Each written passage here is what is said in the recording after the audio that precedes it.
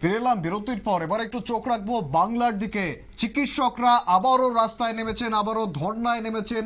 মমতার রাজ্যের চিকিৎসকরা, জুনিয়র চিকিৎসকদের কর্মবিরতির ডাক একেবারে ভেঙে পড়েছে স্বাস্থ্য পরিষেবা। ন্যাশনাল মেডিকেল কলেজে সকাল থেকেই জুনিয়র ডাক্তারদের বিক্ষোভ।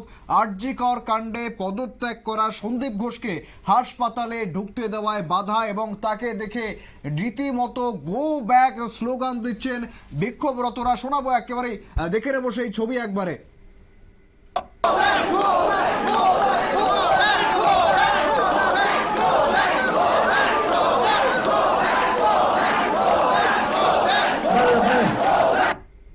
একেবারে দেখলেন সেই ছবি এক্সক্লুসিভলি একদম নিউজ ভ্যানগার্ডের পর্দায়।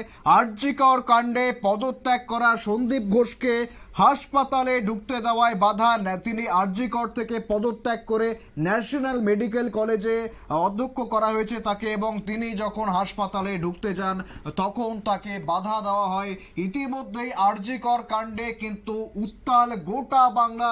রীতিমতো রাস্তায় নেমে আরজি কর কাণ্ডের, আরজি করের এই নৃশংস ধর্ষণ এবং হত্যাকাণ্ডের প্রতিবাদে নেমেছে জুনিয়র ডাক্তাররা। এবং তার মধ্যেই যার বিরুদ্ধে একাধিক অভিযোগ উঠে আসছে সেই সন্দীপ ঘোষকে দেখে ন্যাশনাল মেডিকেল কলেজের জুনিয়র ডাক্তাররা রীতিমতো গো ব্যাক স্লোগান দিল।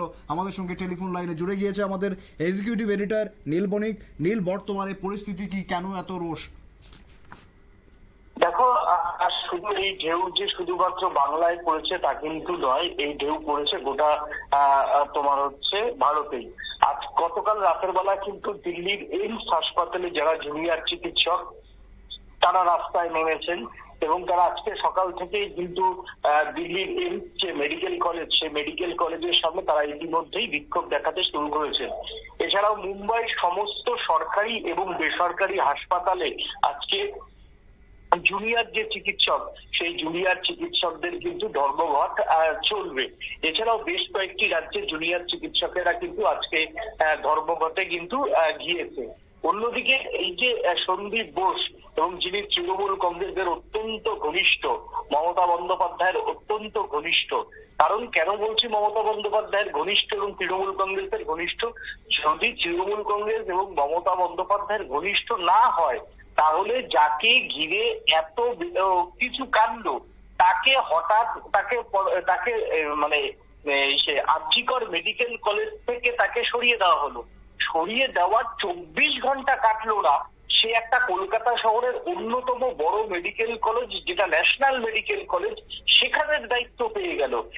যাকে ঘিরে এত অভিযোগ, যাকে ঘিরে এত বিক্ষোভ, যাকে ঘিরে দেশ জুড়ে উত্তাল, তাকে কোন যুক্তিতে মমতা বন্দ্যোপাধ্যায়ের নেতৃত্বাধীন যে স্বাস্থ্য দপ্তর চলে এবং সেই স্বাস্থ্য দপ্তরের মমতা বন্দ্যোপাধ্যায় কিন্তু নিজের হাতে রয়েছে, সেই জায়গাতে তিনি কেন তার দপ্তর 24 ঘন্টার মধ্যেই কলকাতা শহরের একটি অন্যতম বড় প্রতিষ্ঠানের আবার তাকে মাথায় বসিয়ে তাকে পাঠানো হলো?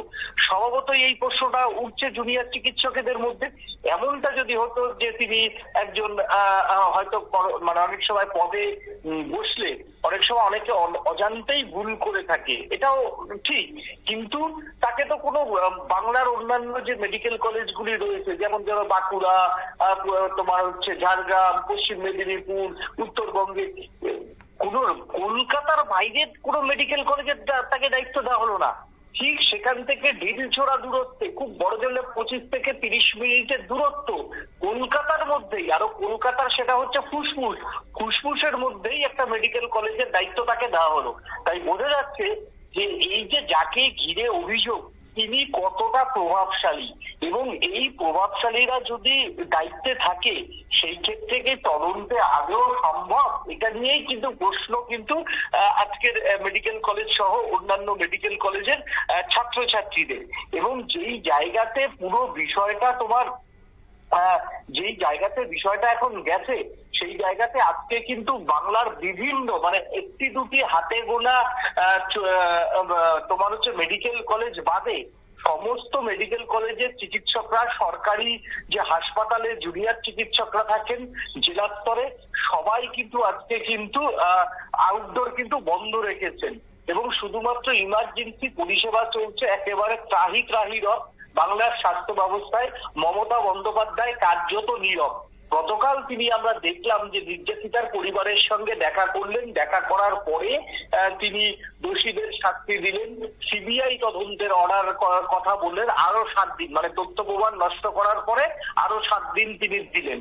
এইটা তো আইওয়াস ছাড়া অন্য কিছু বলছেন না চিকিৎসকরা। এবং তুমি দেখো যে এই যে অচল অবস্থা কাটানোর জন্য তিনি কি ব্যবস্থা নেবেন, কারণ তার কাছে এই স্বাস্থ্য দপ্তর। আজকে যদি কোনো পেশেন্ট বিনা চিকিৎসায় মারা যায়, তাহলে কি মমতা বন্দ্যোপাধ্যায় সেই দায় নেবেন?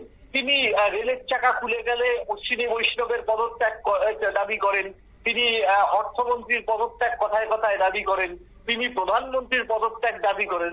এখন তার পদত্যাগ কে দাবি করবে?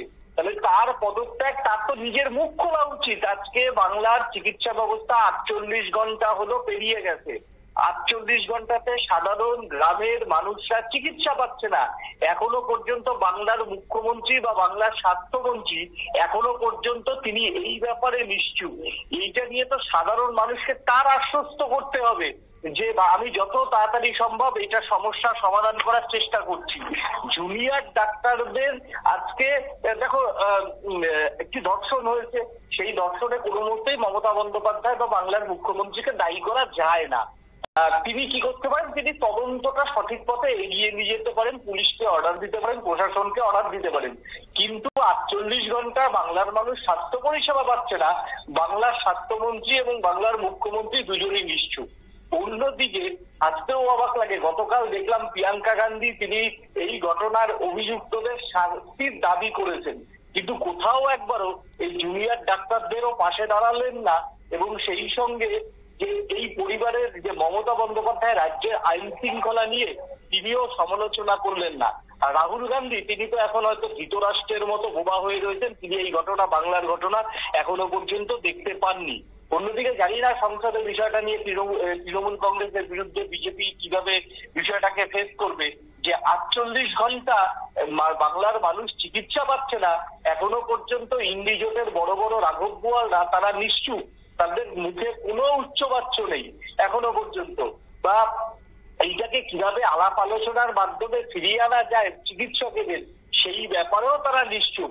রাহুল গান্ধী তো বাংলাকে দেখতেই পাচ্ছেন না, তিনি দিল্লিতে থাকলে হয়তো বাংলার দিকে তার চোখ এখনো যায়নি, আগামী 48 ঘন্টায় যাবে কিনা সেটা নিয়েও প্রশ্ন উঠছে। তবে মমতা বন্দ্যোপাধ্যায়ের নিজের উচিত বিষয়টাকে নিয়ে জুনিয়র চিকিৎসকেদের সঙ্গে আলোচনা করা। জুনিয়র চিকিৎসকেরা আজকেও তারা কিন্তু 2 মেডিকেল কলেজে 2 অধ্যক্ষকেই কিন্তু ঢুকতে বাধা দিয়েছে। এবং সেই জায়গাতে আমরা দেখলাম কি বাংলার একজন সিনিয়র মন্ত্রী জাভেদ আহমেদ খান এবং আরেকজন বিধায়ক স্বর্ণ কমল সাহা তাদের এই ন্যাশনাল মেডিকেল কলেজে পাঠিয়েছেন সেই ম্যানেজ করার পদ্ধতি দিয়ে। কিন্তু ছাত্রছাত্রীরা আজকেও বাংলার একজন সিনিয়র মন্ত্রী এবং একজন সিনিয়র বিধায়ক যিনি কলকাতাতে অনেকটাই কন্ট্রোল করেন, সেই স্বর্ণকমল সাহাকে কার্যত ফিরিয়ে দিয়েছেন এবং তাদের দিকেও গো ব্যাক স্লোগান দিয়েছেন। এবং ভাগ্য ভালো যে এটা বাংলার মানুষ আজকে দেখেনি যে বাংলার মিনিস্টাররা ঘাট ধাক্কা খেয়েছেন, সেই ছবিটা হয়তো হয়নি। কিন্তু যেভাবে তাদের আজকে মেডিকেল কলেজ থেকে ফিরিয়ে দেওয়া হয়েছে, কার্যত বাংলার মমতার 2 বিধায়ক এবং একজন সিনিয়র মন্ত্রীকে ছাত্রছাত্রীরা মেডিকেল কলেজ থেকে ঘাড় ধাক্কা দিয়ে বের করেছে। এবং সেই জায়গাতে যে সন্দীপ বসুর নামে অভিযোগ উঠেছে, এই সন্দীপ বসু প্রথমে এটা হচ্ছে নির্যাতিতার বা মৃতার পরিবার থেকেই দাবি করা হয়েছে যে তিনি প্রথমে বলেছিলেন যে তার মেয়ে সুইসাইড করেছে। একজন মেডিকেল কলেজের অধ্যক্ষ পোস্টমর্টমের আগে কিভাবে বলতে পারেন যে তোমার হচ্ছে এটা হচ্ছে সুইসাইড কেস? এই বিষয়টাতে কেন্দ্র করে একেবারে ওই তোমার হচ্ছে যে অধ্যক্ষ, তার বিরুদ্ধে এফআইআর করা উচিত। এবং তিনি সম্পূর্ণভাবে এটাকে আইন বিরোধী তিনি বক্তব্য রেখেছেন এবং তার এই বক্তব্যের সত্যতা সবার আগে যাচাই করা উচিত। যদি সারবত্তা থাকে তাহলে ওই নির্যাতিতার পরিবারের যারা এই কথাটা বলেছেন সদস্যরা, তাদের 164 করা উচিত। জুডিশিয়ালি এটা 164 করে গোপন জবানবন্দি নিয়ে অবশ্যই ওই মেডিকেল কলেজের যে অধ্যক্ষ সন্দীপ বসু তার নামে এফআইআর হওয়া উচিত এবং পুলিশ কিন্তু এই বেআইনি কাজ করার জন্য তাকে গ্রেপ্তার করতে পারে। কিন্তু এখনো পর্যন্ত কলকাতা পুলিশের যিনি নগরপাল রয়েছেন বা পুলিশ কমিশনার বিনীত গোয়েল, তিনি কিন্তু এই বিষয়টাতে এখনো পর্যন্ত তার তদন্তের যে জাল বা তদন্তের যে দিক এই জায়গাটাতে কিন্তু পৌঁছায়নি। তাহলে তুমি বুঝতে পারছো যে এই সন্দীপ বসু কতটা প্রভাবশালী এবং এই সন্দীপ বসু যাকে সরিয়ে দেওয়া হলো 24 ঘন্টাও কাটলো না, তাকে আবার কলকাতার একটি বড় স্বনামধন্য মেডিকেল কলেজের দায়িত্ব দেওয়া হলো। তাই এই সন্দীপ বসুর মতো প্রভাবশালীরা যদি নিজ পদে বহাল থাকে তাহলে তদন্ত কি সম্ভব? অন্যদিকে এখন সিবিআই তদন্তের একটা গল্প শোনানো হচ্ছে। আজকে 15-20 দিন বাদে যে মৃতার সেই মৃতার সৎকার করা হয়ে গেছে। সেই মৃতার দেহ জোর জবরদস্তি পুলিশ তার সহকর্মীদের পর্যন্ত একটা মাল্যদান করতে পারেনি, তারা শ্রদ্ধা জানাতে পারেনি মেডিকেল কলেজে। যেভাবে নিয়ে গিয়ে সৎকার করলো সেই জায়গাতে হাতরাসের সঙ্গে বাংলার এই জায়গাটাতে কি কোনো অমিল রয়েছে? সেটাই তো প্রশ্ন জুনিয়র চিকিৎসকেদের। এই জবাব কে দেবেন? বাংলার মুখ্যমন্ত্রী এবং বাংলার পুলিশ মন্ত্রী, তার তো দেওয়ার কথা, কিন্তু তিনি এই প্রশ্নের জবাব এখনো পর্যন্ত দিতে পারেননি। অন্যদিকে যেটা সিবিআই তদন্তের একটা আশারে গল্প শোনানো হচ্ছে বলে মনে করছেন আন্দোলনকারী চিকিৎসকরা, তাদের দাবি তো ঠিক। কারণ যে বডিটা সেই বডিটাকে তোমার হচ্ছে পুড়িয়ে দেওয়া হয়েছে, সৎকার করা হয়ে গেছে, তাই নতুন করে পোস্টমর্টম আর হবে না। নতুন করে পোস্টমর্টম না হলে ঠিক কোথায় কি হয়েছে সেইটা সিবিআই সেটা পারবে না। সেই আরজিকর মেডিকেল কলেজেরই তাদের ময়না তদন্তের রিপোর্টের উপর ভিত্তি করতে হবে। অন্যদিকে যে সিসিটিভির ফুটেজ, সেই সিসিটিভি ভাঙা, সিসিটিভির হার্ড ডিস্ক নেই, তাহলে কলকাতা পুলিশের আওতা থেকে যখন তদন্তটা যাবে তখন সিবিআই কি পাবে? প্লাস যে সার্কামস্ট্যান্স এভিডেন্স গুলো থাকে, বারবার করে এই কথা আমি বলে আসছি, যে পায়ের ছাপ, আঙুলের ছাপ এবং তার যে জামা কাপড়ের ফিঙ্গারপ্রিন্ট, সেইগুলো যে লেজার টেকনোলজি, আধুনিক প্রযুক্তিতে সেই লেজার টেকনোলজি দিয়ে কিন্তু কোনোটাই কিছু করা হয়নি। তাহলে সেই তথ্য প্রমাণ একটা নির্দিষ্ট একটা সময় থাকে, সেই সময়ের পর কিন্তু এই লেজার টেকনোলজি দিয়েও সেগুলো পুনরুদ্ধার করা সম্ভব নয়। আজ থেকে 15 দিন পর যদি বাংলার মুখ্যমন্ত্রী সিবিআই তদন্তের অর্ডার করেন তাহলে সিবিআই কি ঘোড়ার ডিম পাবে সেইখানে?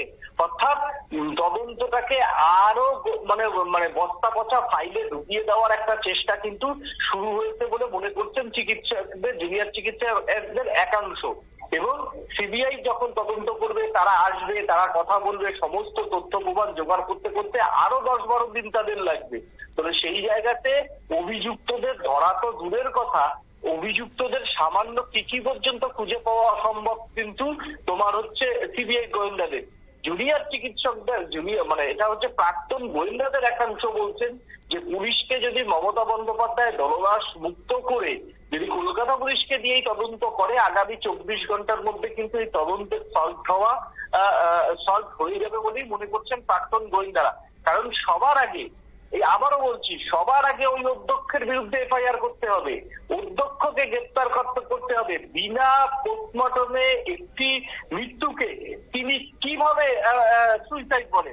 আজকে একটা আনন্যাচারাল ডেথ যদি হাসপাতালে নিয়ে যাওয়া হয় বা স্বাভাবিক মৃত্যু ঘরে হয়েছে, তাকে যদি হাসপাতালে নিয়ে যাওয়া হয়, চিকিৎসকেরা কিন্তু সবার আগে পোস্টমর্টম করায়। তাহলে সেই জায়গাতে পোস্টমর্টম রিপোর্ট ছাড়া, ময়নাতদন্তের রিপোর্ট ছাড়া ওই অধ্যক্ষ কিভাবে সেটাকে সুইসাইড বললো?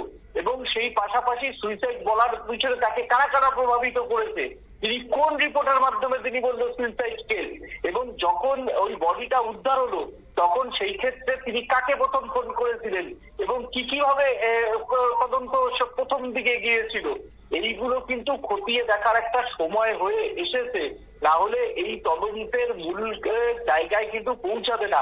অন্যদিকে যে অডিও বার্তা ভাইরাল হয়েছে, সেই অডিও বার্তাতে কিন্তু গতকাল আমরা আমাদের দর্শকদের শুনিয়েছি, সেইখানে পরিষ্কার অডিও বার্তাতে একজন চিকিৎসক, তিনি জুনিয়র চিকিৎসক, হাসপাতালে বলতে শোনা গেছে আন্দোলনটাকে অন্যদিকে কনভার্ট করার চেষ্টা করছে শাসক শ্রেণী।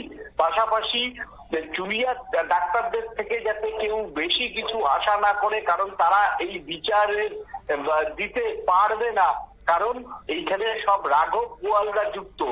আমার কাছে যতদূর সূত্রের খবর, কোনো একজন প্রভাবশালী চিকিৎসক নেতা পশ্চিমবঙ্গের, তার ছেলে কিন্তু এই আরজি কর মেডিকেল কলেজে পড়েন এবং এই নির্যাতিতা, যেটা এখনো পর্যন্ত জানা যাচ্ছে, তিনি খুন হওয়ার কিন্তু আশঙ্কা প্রকাশ করেছিলেন।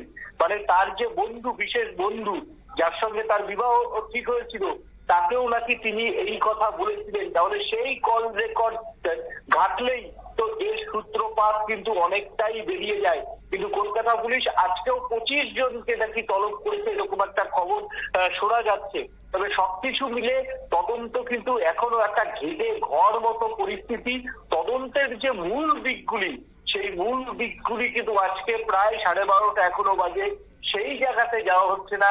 বরঞ্চ সেই মহিলার ক্যান্টিনে কে ছিল, মহিলা কাদের সঙ্গে মিশতেন, কাদের সঙ্গে ইন্টার্ন করতেন, তাদেরকে দেখা হচ্ছে। দেখা হোক তাদেরকে, কোনো সমস্যা নেই। কারণ মহিলা কখন বেরিয়েছেন, তাকে কোনো ফোন এসেছিল কিনা, এগুলো তদন্তের পার্ট হতেই পারে। কিন্তু তদন্তের আরো একটি যে পার্ট, সেই পার্টে কিন্তু আজকে 12:30 পর্যন্ত মিস্টার বিনীত গোয়েলের নেতৃত্বে কলকাতা পুলিশ এখনো প্রবেশ করছে না বলে মনে করছেন প্রাক্তন গোয়েন্দারা। তাই এই তদন্তের আদতে তদন্ত কতটা সঠিকভাবে হবে তা নিয়ে জুনিয়র চিকিৎসকদের কিন্তু মনে সন্দেহ রয়েছে।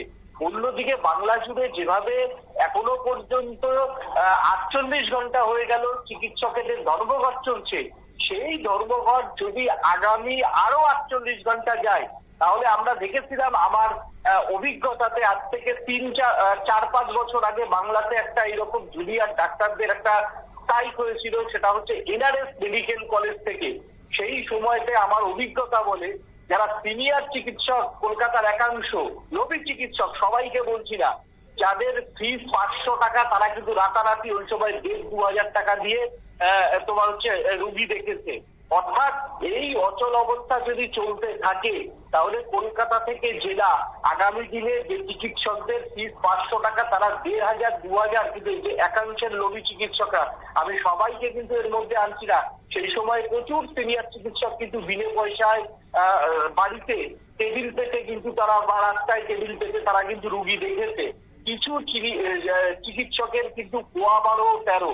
অন্যদিকে তৃণমূল কংগ্রেসের যে চিকিৎসক সংগঠন রয়েছে, তারা তো এই ব্যাপারে একটা বড় ভূমিকা দিতে পারে। তারা তো রাজ্য সরকারের সঙ্গে জুনিয়র চিকিৎসকদের একটা মধ্যস্থতা করতে পারে। সেখানে ডক্টর নির্মল মাঝি রয়েছে, রাজ্যসভার সাংসদ, যিনি কথায় কথায় প্রধানমন্ত্রীর পদত্যাগ দাবি করেন। ডক্টর শান্তনু সেন রয়েছে, তারা এখনো পর্যন্ত এই ব্যাপারে নিশ্চুপ। তারা এখনো পর্যন্ত মেডিকেল কলেজের গেটের সামনে পর্যন্ত তাদের দেখা যায়নি। আন্দোলন হচ্ছে, আন্দোলনকারীদের তো শান্ত করে গণতান্ত্রিক পদ্ধতিতে, একটা ডেমোক্রেটিক পদ্ধতিতে একটা ডায়লগ ওপেন করতে হবে। সেই জায়গাতে তৃণমূল কংগ্রেসের যারা সিনিয়র চিকিৎসকরা রয়েছেন, তারা তো, ডক্টর শশী বাজার রয়েছেন রাজ্যের মন্ত্রী, রেখা শর্মা কেন কলকাতাতে এসছে তা নিয়ে কালকে তার প্রেস কনফারেন্স। কিন্তু তিনি একজন চিকিৎসক, তিনি স্বনামধন্য পরিবারের একজন পুত্রবধূ। ডক্টর রঞ্জিত বাজার, তিনি পুত্রবধূ। সেই জায়গাতে দাঁড়িয়ে তিনি এখনো পর্যন্ত এই জটটা কিভাবে খোলা যাবে তা নিয়ে কারুর কার্যত মাথা ব্যথা নেই। এই বিষয়টাকে সামনে রেখে তদন্তের মতো হোক এবং জুনিয়র চিকিৎসকরা সবাই মেডিকেল কলেজে কাজে ফিরুক, এটাই কিন্তু এখন বাংলার মানুষের কাছে চলছে। এবং বাংলার প্রশাসন, মমতা বন্দ্যোপাধ্যায়, যারা কথায় কথায় অন্য বিজেপি শাসিত রাজ্যের মুখ্যমন্ত্রী, স্বাস্থ্যমন্ত্রী সবার পদত্যাগ দাবি করতে পারেন, আজকে 48 ঘন্টা হয়ে যাওয়ার পরেও এই অচল অবস্থা নিয়ে, রোগীর পরিবারদের যে অচল অবস্থা, সেই অচল অবস্থা নিয়ে তারা কার্যত নিশ্চুপ। এবং তাদের হয়তো আগামী দেখবো, যদি খুব সন্ধ্যেবেলা অনেকেই তৃণমূল কংগ্রেসের যারা মুখপত্ররা আছেন, তারা হয়তো ফেস পাউডার মুখে দিয়ে ডিবেট শো করতে বসবেন। তারা ডিবেট শো করতেই পারেন, কিন্তু সবার আগে চিকিৎসকদের কিভাবে কাজে ফেরানো যায় তার একটা আলাপ আলোচনা, সেইটা যতক্ষণ না ফিরে আসছে, ততক্ষণ কিন্তু বাংলার মানুষের কাছে কিন্তু স্বস্তি ফিরে আসবে না। একেবারে আমাদের এক্সিকিউটিভ এডিটর নীল বণিক জানাচ্ছিল বাংলার বর্তমানে ঠিক কি পরিস্থিতি। যদিও এই বিষয়টি শুধুমাত্র আর বাংলা সীমাবদ্ধ নেই, গোটা দেশ আলোড়িত। গোটা দেশের জুনিয়র চিকিৎসকরা, ডাক্তাররা প্রতিবাদ দেখাচ্ছেন, বিক্ষোভ দেখাচ্ছেন। একাধিক প্রশ্ন রয়েছে, একাধিক সন্দেহ রয়েছে, একাধিক প্রভাবশালী জড়িত থাকতে পারে এমন অনেক আশঙ্কাই করা হচ্ছে। তবে কোন দিকে এগোয় তদন্ত, শেষমেশ ঠিক কি বেরিয়ে আসে, সব দিকেই আমাদের নজর থাকবে। তবে এখন ফিরে আসছে একটি বিরতির পর, সঙ্গে থাকুন।